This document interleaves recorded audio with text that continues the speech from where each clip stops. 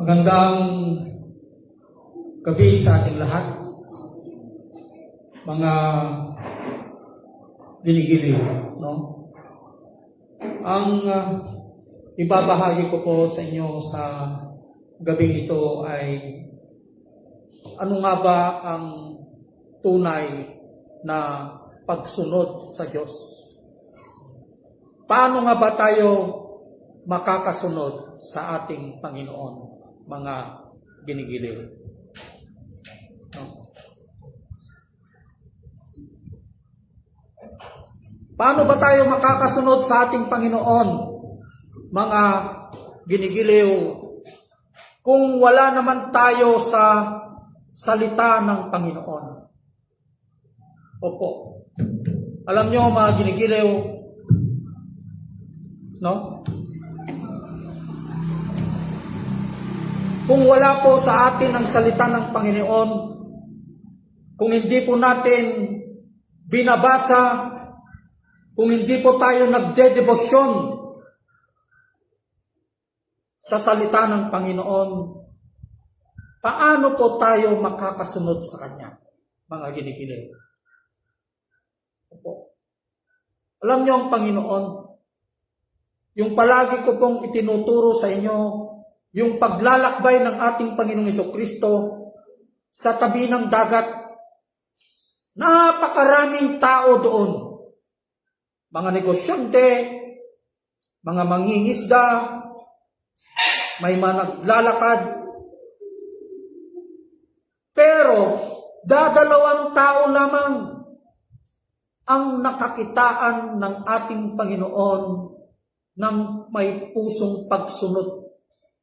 Teachable heart, yung kayang sumunod sa mga utos ng ating Panginoon, mga ginigiling. Walang silbi yung mga ginagawa po natin dito na pagprapractice, pag-aawit, ano pa yung ginagawa natin, yung naggigitara tayo. Kung hindi naman tayo nagbabasa, nagdedebosyon sa salita ng Panginoon, walang kwenta ang ginagawa natin dito. Sino ang inaawitan natin dito sa harapan? Sino, mga ginigiling? Di ba? Alam nyo, ang pinakamataas na klase ng pagsamba sa ating Panginoon, the highest form of worship. Ano nga ba ang pinakamataas na pagsunod sa ating Panginoong Jesucristo, mga ginigiling? The highest form of worship is the obedience of the living Word. Yung pagsunod mo sa salita ng Panginoon, mga ginigiling. Paano tayo makakasunod sa mga leader natin, sa mga pastor natin na binigay sa atin ng Panginoon, kung wala naman po tayo sa Kanyang mga salita, mga ginigiling? Susunod ka man, pero at the back of your thought, may dati panagreklamo. Di ba? Di ba? At dati panagreklamo di puso tayo. Kasi awan tayo ijay sa unang kamsa. Katulad ng nangyari sa isang tagpo. Napakaraming tao sa dagat. Pero dadalawa lamang ang nakakitaan ng ating Panginoong Jesucristo ng pusong pagsunod, mga ginigiling. Kaya nga, sa totoo lang ayaw ko nang gamitin sana yung mga music team dito. Magkuhan muna kayo, mag-rest muna kayo sa salita ng Panginoon bago kayo tatayo dito at aawit, tutugtog sa Panginoon. Hindi kayo pwedeng tumugtog dito kung wala kayong debosyon. Wala. Sino ang kinakantahan nyo? Demonyo, ha? Demonyo ang kinakantahan nyo. Diba? Paano kayo makakasunod sa ating Panginoon kung mismo ang Kanyang salita hindi nyo kayang sundin? How much more sa pagsunod sa utos ng ating Panginoon, mga anak. Diba? Katulad ng sinasabi niya dito, tignan niyo kung ano ang sinabi ng Diyos sa mga tao na kanyang tinawag.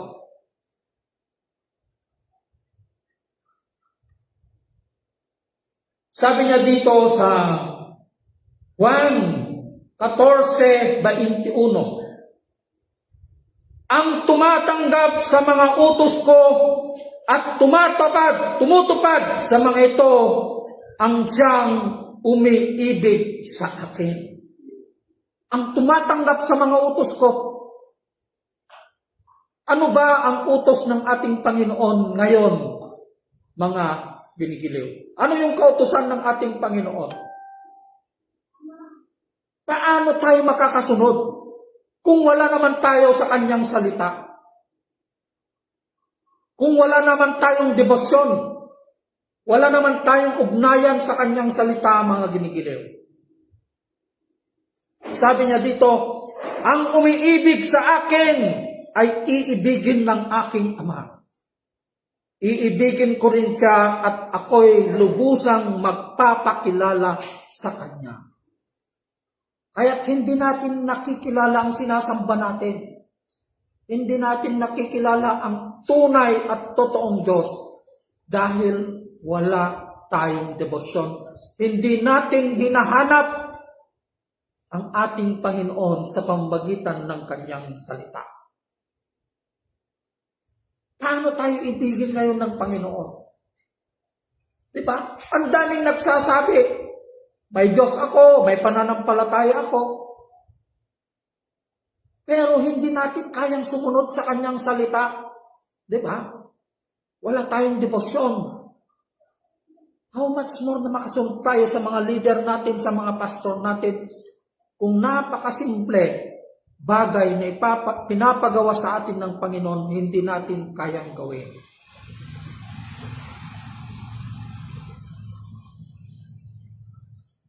Sabi niya dito sa 23, John 14:23, ang umiibig sa akin ay tumutupad ng aking salita.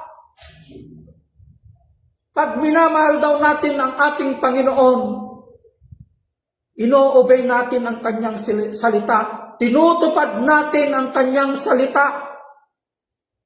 Paano tayo makatupad, no, sa kanyang mga salita kung wala sa atin ang salita? Iibigin siya ng aking Ama, sabi niya, at kami pupunta at mananahan sa kanya. Pupunta at mananahan sa kanya. Nakikita ba? Nananahan ba sa atin ang Diyos at ang kanyang anak? Nananahan ba ang Diyos at ang salita sa ating buhay? Mga ginigiliw, diba nasabi ko po sa inyo nung pinag-aralan natin na ang mga salitang ayaw natin tanggapin, yun ang salitang maghuhukom sa atin. Yun ang mag-judge sa atin sa huling araw.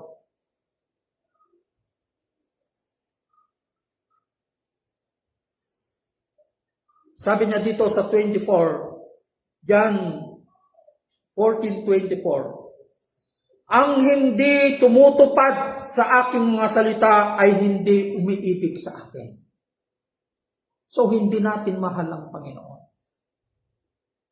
Hindi natin kayang mahalin ang Panginoon. Mga ginigiliw, kung napakasimpleng bagay na pinapagawa niya sa atin ay hindi natin kayang gawin, how much more nasasabihin natin na mahal natin ang Diyos, mga ginigiliw. Mas marami nga tayong oras sa pagse-cellphone eh. Ako rin, kung minsan nakokonsensya ako, sa totoo lang. Mas matagal yung oras na binibigay natin sa social media. Maghapon, kaya natin mag-cellphone ng maghapon, di ba? Magse-cellphone tayo. Pagpasok natin sa church, hawak-hawak naman natin yung Bible natin pero hindi naman natin binabasa.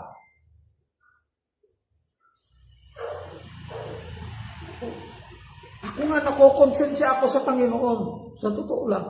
Iyon ang iniiyakan ko at iniiyakan naming mag-asawa ngayon sa ating Panginoon. Kaya, alam nyo, hindi tayo lumalago. Salamat dahil kami na leader ng iglesyang ito, binibigyan namin ng importansya ang salita ng Panginoon. Alam nyo, hindi tayo lalago dito hanggat wala ang salita. Walang paglago, sabihin ko sa inyo. Kahit maghapon ka pa na tumutugtog dito, hindi ka lalago kung wala sa iyo ang salita ng Panginoon.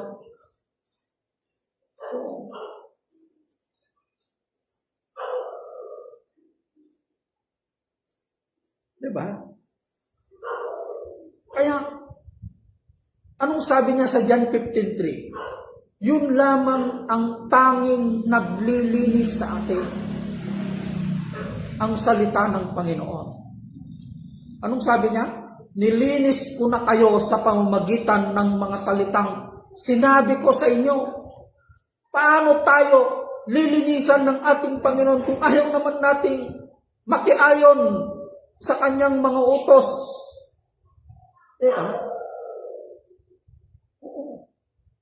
Hindi yung kakanta ka dito dahil kumanta ka na, pwede ka nang pumasok sa karyan ng Panginoon. Hindi po yun.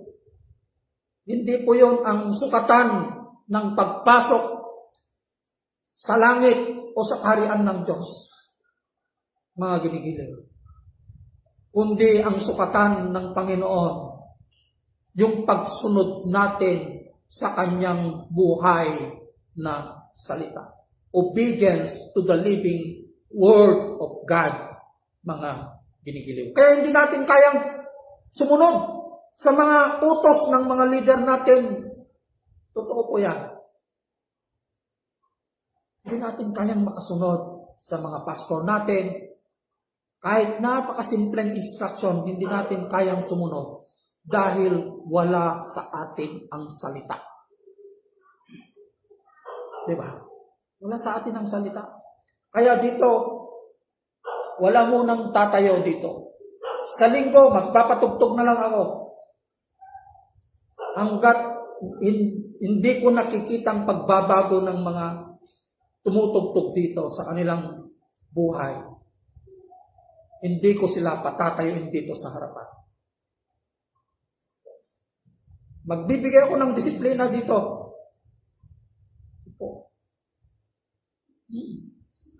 Paano tayo tutugtog kung sarili natin di natin kayang disiplinahan? Di ba? Na ang tunay na nagdidisiplina ay walang iba kundi ang salita ng Panginoon. Balikan yung basahin yung Matthew 5, 6, and 7 para makita nyo kung ano yung mga kasalanan na ginagawa natin. At pag nabasa natin, araw-arawin natin ito, luluhod tayo sa ating Panginoon. Lord, patawarin mo ako dahil marami akong pagkukulang. Nandito lahat ang kalipunan ng lahat ng kasamaan, kasalanan na ginagawa natin. Basahin natin sa Matthew 5, 6, and 7. Sa isip, sa salita at sa gawa, andun lahat. Mababasa po natin lahat. Yun ang standard ng ating Panginoong Jesucristo. Yun ang kanyang katuruan, mga ginikiliw.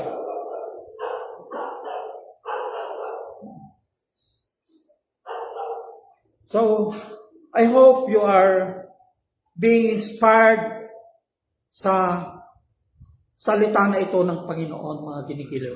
Kaya kung walang salita, wala ang gabay ng Diyos, wala ang kanyang Espiritu Santo.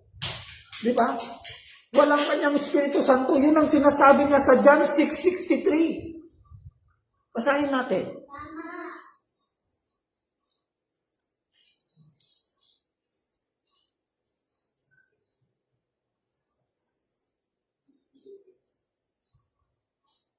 Ang sabi niya po dito, mga ginikiliw, ang Espiritu ang nagbibigay buhay. Hindi ito magagawa ng laman. Ang mga salitang sinabi ko sa inyo ay Espiritu at ito ang nagbibigay buhay. Ang mga salitang sinabi ko sa inyo ay Espiritu at ito ang nagbibigay buhay. Paano tayo magkakaroon ng buhay sa pagsamba, sa pagpuri sa ating Panginoon kung ayaw nating magbigay ng oras at panahon sa pagbabasa, pagdedebosyon sa kanyang salita, mga kinikilig?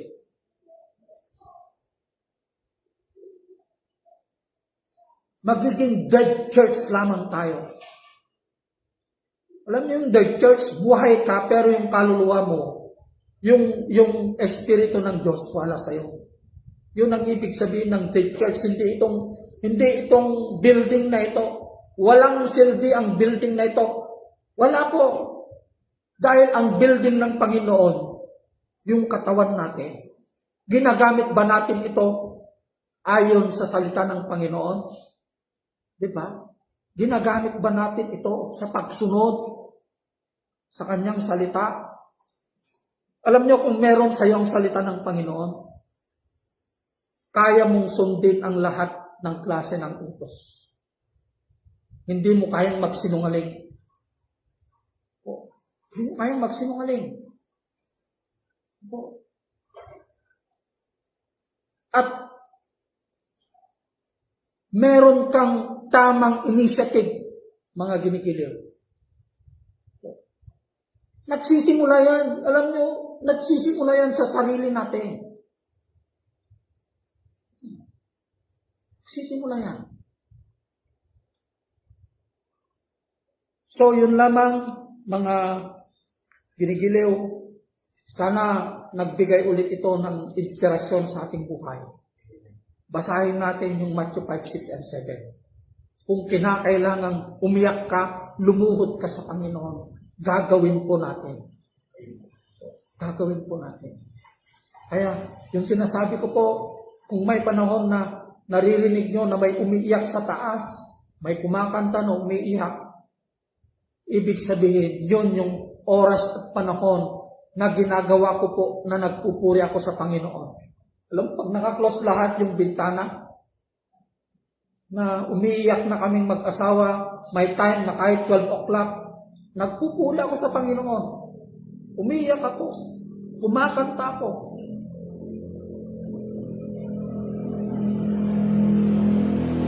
So yun lamang, I hope you are being inspired muli sa salita na ito ng Panginoon. Tayo po ay tumayo, mga giniliw. Salamat, Panginoon, sa iyong mga salita na binigkas po sa amin sa gabing ito, Panginoon Lord God, Heavenly Father Lord. Paano po kami makakasunod, Panginoon, kung wala sa amin ang iyong mga salita? It's only your word, Panginoon. Salita niyo lamang, Panginoon, ang nagko-connect sa amin, Panginoon, upang magkaroon po ang buhay, ang aming laman, Panginoon, Heavenly Father Lord. Katulad ng sinabi niyo po sa iyong mga salita, ang mga salitang sinabi ko sa inyo ay Espiritu at ito ang nagbibigay buhay. At ang iyong mga salita lamang, Panginoon, ang makakapaglinis sa amin, as you have said in your word, I have already cleansed you by the word and by the teachings I have spoken to you. Yun po ang sinasabi niyo po sa amin ngayon, Panginoon Lord God, Heavenly Father. And the highest form of obedience, ang pinakamataas na pagsunod, Panginoon, is the obedience to the living word. Yung pagsunod po namin sa iyong buhay na salita, Panginoon, na ang iyong buhay na salita, ito ang nagbibigay ng Espiritu at ito ang nagbibigay ng buhay sa amin, Panginoon Lord God, Heavenly Father, upang kami po ay makasunod sa iyong mga utos, Panginoon. Paano po kami makakasunod, Panginoon, kung wala ang mga salitang ito na ipinapahayag niyo po sa amin sa gabing ito, Panginoon Lord God, Heavenly Father Lord. Lord, buksan niyo po ang puso ng bawat isa, Panginoon. natanggapin ng mga salitang ito at may sa buhay po namin ang mga mensahe niyo po, Panginoon, upang magkaroon po ang aming namamatay na katawan, Panginoon Lord God, Heavenly Father, Lord. Salamat, Panginoon. Salamat sa iyong mga salita na nagpapaalala sa amin, Panginoon Lord God, Heavenly Father, Lord. Patawarin mo kami, Panginoon, sa aming mga pagkukulang, Panginoon Lord God, sa isip, sa salita, at sa gawa. Maraming salamat, Panginoon. Itinatas ko po ang iyong pangalan sa lugar na ito, Panginoon Lord God. In Jesus' mighty name. Amen. Gandang gabi sa ating lahat.